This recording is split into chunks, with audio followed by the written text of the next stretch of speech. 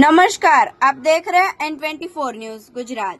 सूरत शहर में एटीएम तोड़ने की कोशिश करने वाले विधि संघर्षरत बाल किशोरों को खोज निकालने में सफल रही सूरत शहर बेस्तान पुलिस।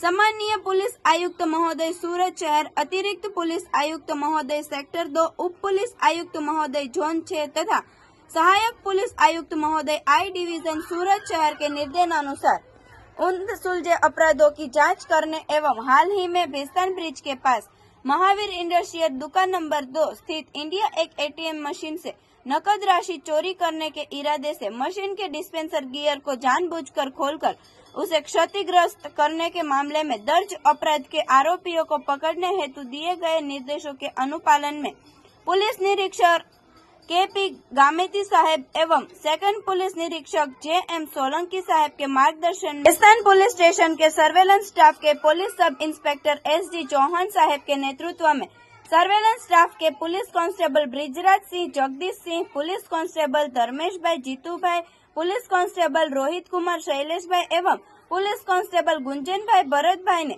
तकनीकी सर्वेलेंस एवं ह्यूमन सोर्स के आधार पर उन गाँव सानमीर 4 रास्ते के पास से इस अपराध में संलिप्त कुल 3 विधि संघर्षरत बाल किशोरों को खोज निकाला। उनसे पूछताछ करने पर उन्होंने स्वीकार किया कि उन्होंने मिलकर उपरोक्त अपराध को अंजाम दिया था। अतः विधि संघर्षरत बाल किशोरों को अपनी हिरासत में लेकर उनके विरुद्ध आगे की कानूनी कार्रवाई की गई है। बेस्तान पुलिस स्टेशन में बेस्तान ब्रिजनी बाजू में इंडिया 1 નું एटीएम सेंटर आवेलू छे। आ एटीएम सेंटर में 31 मार्चना सांजना समये 3 अजाण्या इसमो एटीएम सेंटर में आवे छे અને ત્યાં આવી અને એટીએમ મશીન સાથે છેડછાડ કરે છે, તેને નુકસાન કરે છે અને ચોરી કરવાની કોશિશ કરે છે। જે અનુસંધાને આના જે એવિડન્સ મળ્યા એ આધારે એટીએમ જે કંપની જે છે એના ઝોનલ મેનેજરે ફરિયાદ આપેલી હતી અને એ ફરિયાદ આધારે બેસ્તાન પોલીસ સ્ટેશનમાં ચોરીની કોશિશ અને નુકસાનનો ગુનો દાખલ થયેલો હતો। આ ગુનાની તપાસ ચાલુ હતી। અમુક એવિડન્સ ગુનાની તપાસ દરમિયાન મળી આવેલ, અમુક ફૂટેજ મળી આવેલ અને બેસ્તાન પોલીસ સ્ટેશનના ડિસ્ટાફના કર્મચારીઓને એક સ્પેસિફિક બાતમી મળેલી હતી, જે આધારે 3 ઇસમોને પોલીસ તપાસ માટે બેસ્તાન પોલીસ સ્ટેશન લઈ આવવામાં આવેલા હતા।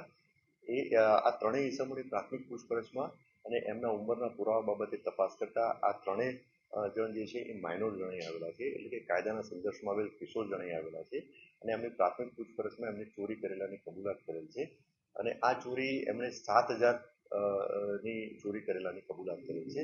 જે આધારે આ ત્રણે બાળ કિશોર જે છે એમને તાબામાં લેવામાં આવેલ છે અને આગળની કાયદેસર કાર્યવાહી હાથ ધરવામાં આવેલી છે। આ ત્રણેય જે કાયદાના સંઘર્ષમાં આવેલ કિશોર જે છે એમની પ્રાથમિક પૂછપરછમાં એમણે એવું જણાવેલું છે કે આના પહેલા એમને કોઈ ગુનો કરેલો નથી, એવું એમને જણાવેલું છે। देखते रहिए N24 न्यूज गुजरात, सिर्फ हम तक ही नहीं सब तक।